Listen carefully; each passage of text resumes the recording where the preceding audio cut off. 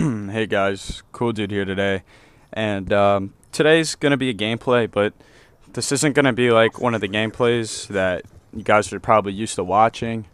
Someone dropped me a message inside my message box on PlayStation Network. I guess they're from YouTube, I don't know, and they told me that I don't know what it's like to play a tough game or whatnot, something of that nature, and what happened in this video was we were playing Hardpoint, and I heard a lot about this guy, Michael Lovebury. He's one of the best Hardpoint players from my perspective, and he's well known throughout the PlayStation community for Hardpoint. And in this game, his team gave my team a great challenge. But what I wanted to talk about here was people running support. What do you guys feel about people running support for a guy? This guy right here, he has around a 3 KDR. He had a 7 win-loss, and prior to this game, he had a 251 win streak on Hardpoint, and we ended it. And I don't know why they did this, but after the game, they started to talk shit to us, saying that we sucked and all this and that. But we just ended your streak, man. How are you gonna talk shit to us? And you know, the guy can only obviously do well when he has people run support for him. If you just listen to the audio of the video, for, well, not my voice but the game as well, you'll hear that UAV online on the first hard point. And you know, we were kind of struggling at first because we had to get this on lock, how we were gonna make this work, who we were gonna aim for, how we were gonna play the hard point, where to position with all the UAVs up.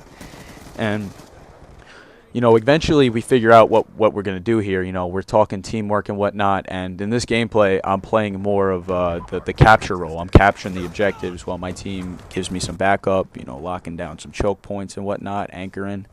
And back to what I was saying before was, once we stop his flow of UAVs, he couldn't do anything. He just couldn't figure out what to do without his UAVs, you know?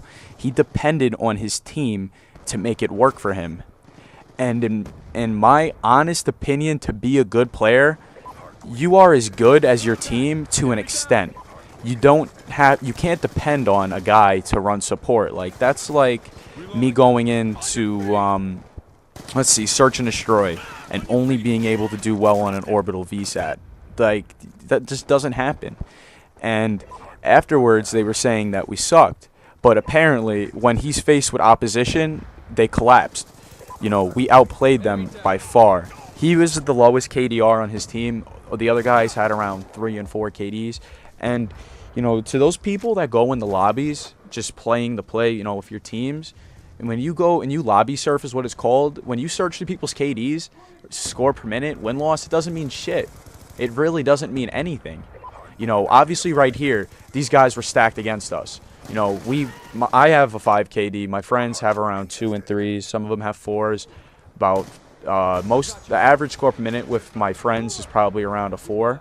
I have the highest for a 5, and I have around a 540 score per minute. This kid stacked us in every possible way with their team. All of them had around 750 to 800 score per minute. One of them's a reset. I know that. And the bottom line is, he's 17 and 7. Their team is positive, depending on UAVs and support kill streaks that are running in the air. I'm not mad that people run, you know, support, you know, but just to the point that what got me fed up was how they were talking shit after they lost. You know, we didn't even try talking shit. They talked shit to us. And going into the next game after this one, one of his friends was playing against us, and he goes, "Oh, you know, you guys suck, you this, you that, make me go negative." So we're playing on Plaza, and we make him go negative. I'm 17 and 1, and he goes, "Oh, you fucking faggots would quit if I called in my kill streaks." Well, I called in an orbital VSAT and a lodestar in that next game, and he just backed out. He just couldn't handle it.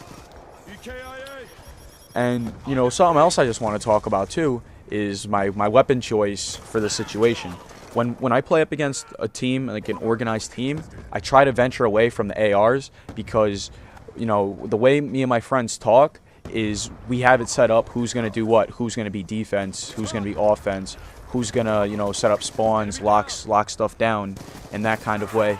And the way that we talked about it, is I run the offense, the main offense. I will ground and pound until I get in there. You know, playing against lobbies like this, KDR doesn't matter. Win the loss isn't. Well, win the loss is what you're playing for. You know, do anything to win. Earlier today, I lost my 171 win streak. You got to meet your maker sometimes. You know, shotguns or not. That's what I lost it by. You got to learn to adapt, and I didn't adapt well to that shotgun setup. And me and my boys, we constantly talk teamwork and whatnot. I love this team. This is my base team, if anything. If I have to go into a GB, I would take some of these guys with me for sure. But the other topic that I wanted to talk about was people quitting. Anybody could quit. Obviously, when you have that leave game button, that dashboard button, it's so easy to quit. But another prime example of it is the odds were honestly against us. Excuse me, in this game. In this gameplay here, but we overcame it. We could have backed out right now. Like, look at the scores: 17 and 16, 17 and 21, 20 and 15, 15 and 17, 14 and 19, 6 and 22.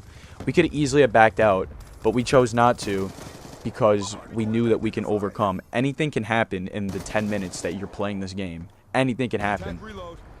Every bad player, any day, can have his day on you. So you got to take every game serious. Also, the other point to what I just said is after the game, after they're talking shit, they're like, "Oh, you guys wouldn't want me to try, would you?" You know, the kid that's the kid we made back out in that next round. He said, "You wouldn't want me to try, would you?" And then, what do you mean you're not going to try? You're playing a game. You're playing a competition. This is like a competition, and you're not going to try? Like, do you show up? I don't know if you guys play sports, to a particular sport, and just not try, just, you know, just sit on your ass all day and just don't try to do anything. That's like you trying to get a job and giving like the crappiest report ever. Like you telling them everything negative about you, not even trying at all. And that's just honestly bull. To be honest, you know, just accept the beating, you know. Just say you outplayed us, we lost.